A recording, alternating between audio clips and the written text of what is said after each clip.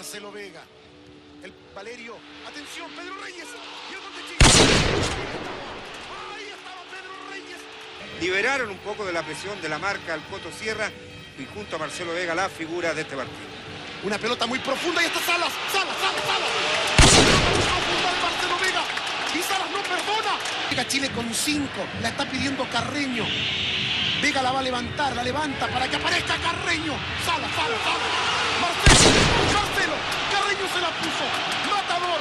Puedo tolerar el 6-0 contra Argentina en Rosario. Puedo tolerar el 5-1 de Polonia en el 82, pero no puedo tolerar el 4-0 de Santiago. Es una de las frases que deja José Carlos Irigoyen en este libro que tengo aquí, Con todo, contra todos, una historia de la selección peruana que va desde el 68 hasta el 2018. Esta frase de que puedo pasar todas estas goleadas, pero que recién esta del 4-0 en el 2018 es la que me genera más heridas, la que al recordar esa película es como revivir prácticamente un episodio de terror que cada vez que lo recuerdo es como que duele. Y es porque a partir de ese momento dices que generas conciencia futbolística. Lo que pasa es que en las anteriores goleadas que has mencionado y que yo menciono en el libro, sí había nacido, pero era muy chico, tenía año y medio, 2 años y 6 años en España 82. Y es obvio que no tuvieron ese efecto que tuvo en mí esa eliminación del 97, que fue la primera vez en que yo era consciente y Perú estaba con posibilidades de ir a un mundial de fútbol. No me molesta tanto el resultado, porque hemos tenido resultados mucho peores. Sin muy lejos el 7-0 de la Copa América de Bolivia 97, pero sí por la forma en que se dio. Creo que es un resultado que ha sido el más doloroso para mi generación, para los que tenemos entre 35 y 40 y pico años, y que tenemos memoria clara de eso. Fue la derrota peruana más dolorosa, tanto por la instancia a la que llegamos, estuvimos a un partido de ir al Mundial de Francia, como esa premeditada hostilidad que se nos deparó en Santiago para declarar la guerra a la selección peruana apenas llegó a la capital chilena y hacer lo que se hizo con ella, ¿no? Que a raíz de este 4-0 yo tengo una imagen grabada, ¿no? Es una escena que veo un poco con voz en off y es yo llorando, viendo literalmente a la nada, buscando una respuesta entre mi edredón y mi papá abrazándome diciendo ya vas a ver un mundial tú. Yo ya he visto 3, me dice. Y yo le digo, ¿cuándo será eso? Y mira, fue hasta el 2018. Y tú me contaste, todos tenemos una historia, esta es la mía.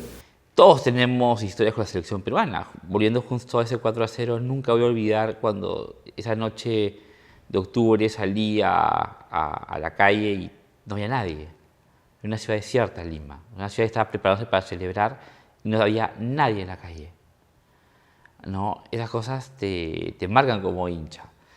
Y derrotas terribles que hemos sufrido después. Hay un momento en que es normal, creo que todo hincha, por muy hincha que se sienta de la selección peruana, ha renegado de ella, ha tenido periodos de descontento, de animadversión por la selección peruana. No creo que ningún hincha merezca una eliminatoria como la de Chemo de Solar, por ejemplo. Y además porque acabaron por notarse las fisuras que existían dentro de la selección desde años antes, como que teníamos un capitán que no tenía mayor interés por serlo. Hay una frase que tú dejas ahí en el libro y que me pareció precisa, ¿no? Claudio Pizarro debe ser uno de los jugadores que debe saber que la banda de capitán viene con instrucciones de uso, y él tuvo que saberlas, ¿no? Claro, lo que digo es que el autor dio un manual para saber cómo utilizar esa banda, ¿no? Porque nunca entendió cómo usarla. Es cierto que no tienes que ser un gran orador para ser un capitán, ni un gran motivador para ser un capitán.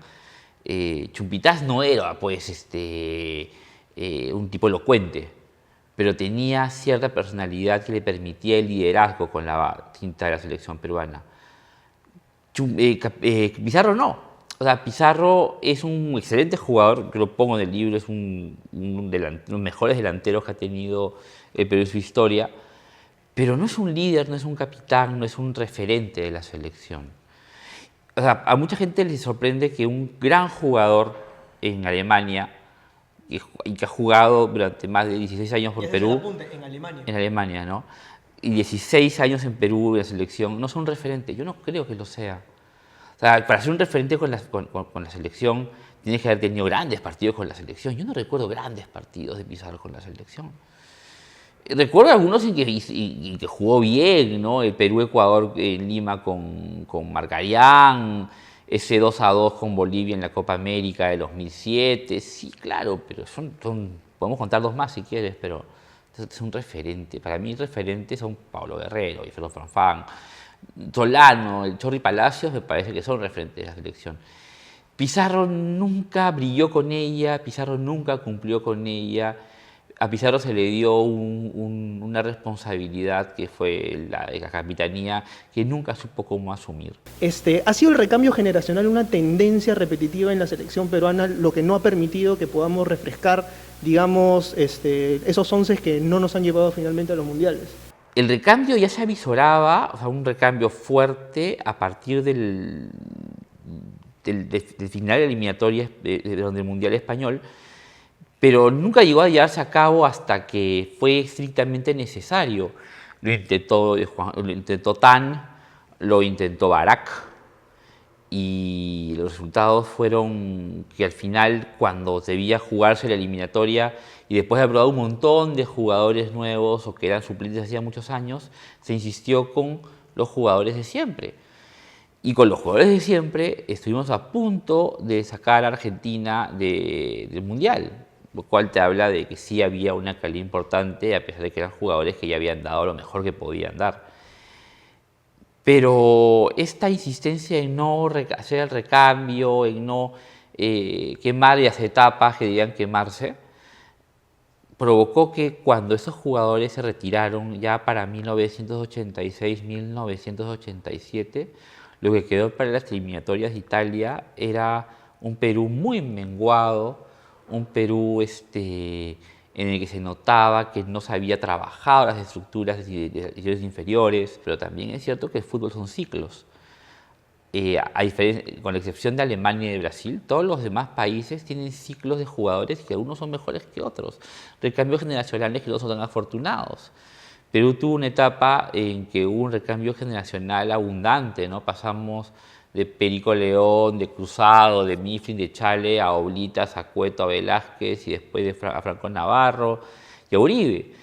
Pero no había que había esta camada en que había individualidades que sobresalían y eran interesantes, no iba a durar para siempre y no duró para siempre. Tengo la impresión de que hablas del hincha, las crónicas son claras, ¿no? Si bien la prensa fallaba, la selección fallaba, la federación fallaba, el hincha también fue muy demasiado exitista y demasiado intemperante, sobre todo en los años 90, ¿no?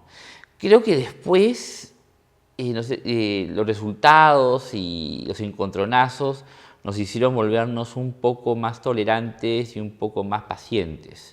Uno de los problemas históricos de Perú es que siempre Perú, como te comentaba en un momento, también ha atacado mejor de lo que ha defendido. Siempre. Y el problema del arquero ha sido también una constante. Siempre. Y yo creo que esta vez, para este Mundial, creo que el contar con un portero como Galese y como Cáceres, dentro de lo poco que hemos visto, estamos llegando, creo que en mejores condiciones que antes. Sí. Tanto así que los mejores arqueros que tenemos memoria son nacionalizados, ¿no? No tenemos buen recuerdo de Rubiños y tampoco tenemos por qué tenerlo. Chicho Uribe, 73, fue también el gran descubrimiento de Barotti, ¿no? Sí, y que al final nos pagó tan mal porque se comió un par de goles contra Chile en esos partidos de eliminatoria que son para cárcel, ¿no? Luego Quiroga, que era nacionalizado. Después Nacasuso, que también falló en la instancia decisiva en Santiago. Luego un Purizaga, que lo quemaron, como a Miranda, que no eran malos arqueros, pero tenían defensas endebles y de selección y representaban a selecciones desconcertadas. Y después Valerio, Ibáñez, tenemos mejores recuerdos de ellos que de Butrón o de Delgado. Y ahora ha llegado Galese y Cáceres, que me parece que son arqueros de nivel internacional, por lo menos Galese lo es. Y le tapó la boca a un Pagani. Sí, defenestró, ¿no? En algunos años se va a hablar mucho de la actuación de Gales en Buenos Aires. Y recién ha pasado, es muy pronto, pero se va a recordar y se va a tener se le va a agradecer más con el paso del tiempo cuando nos demos cuenta de qué necesario fue él para la clasificación. En toda la eliminatoria tiene un blooper, que es contra Venezuela, un tiro libre, que sí, pues se lo come. Pero tu actuación en general en la eliminatoria fue muy pareja y nos salvó de resultados complicados. Incluso ese Paraguay 4-1 salvó algunas pelotas. En los partidos que fueron necesarios importantes. En general, los equipos peruanos se comían esos goles y nos costaban empates y derrotas. Esta vez no ha sucedido porque, como tú dices, por primera vez tenemos un arquero serio. Lo que ha hecho Gareca es construir al menos una línea de 4 sólida, que me parece que hace que no nos ilusionemos como el 70, vayamos con menos pompas que para el 82, pero que vayamos con seguridad al menos de que el equipo al menos va parejo, ¿no? El equipo va parejo, el equipo tiene una defensa que hemos comprobado con Croacia y con Islandia que tiene nivel internacional y que tiene nivel para competir en un mundial. Y me atrevería a decir que quizá la defensa más sólida que tenemos desde hace muchos años. Porque incluso, como tú has leído en el libro, en nuestra mejor época sufríamos mucho con la defensa. Chumpitaz era un gran centro. También tenía partidos horrorosos. Meléndez era muy lento por arriba. Es lo que siempre se decía de él. Parece, por las crónicas, que el Meléndez de Boca era mejor que el Meléndez de Perú. Creo que los tiempos cambian también. Y Perú ha sabido tener una defensa acorde con los tiempos, lo cual es bastante plausible, ¿no? Está muy bien. Ahora, eso no nos hace ilusionar con que vamos a hacer un gran mundial. Yo estoy ilusionado, como todos, pero también la historia nos recuerda de cuando hemos ido al mundial con inflados, nos han reventado, ¿no? España 82 es el último caso. Y cuando hemos ido creyendo que nos iban a sacar primera fase, como Argentina 78, terminamos pasando la primera instancia. Bueno, lo que pasó después es muy triste. Bueno, tenemos bastantes anécdotas de la selección. De hecho, si ustedes quieren leer esta y otras anécdotas, les recomiendo leer Con Todo Contra Todos, un libro imprescindible, sobre todo para tener conciencia sobre cómo llegamos al Mundial. Le agradezco a José Carlos la entrevista, le agradezco a ustedes. Si les gustó este video, denle like y comenten. Sigan a hinchaperuano.com y ya será hasta el siguiente programa. Muchísimas gracias.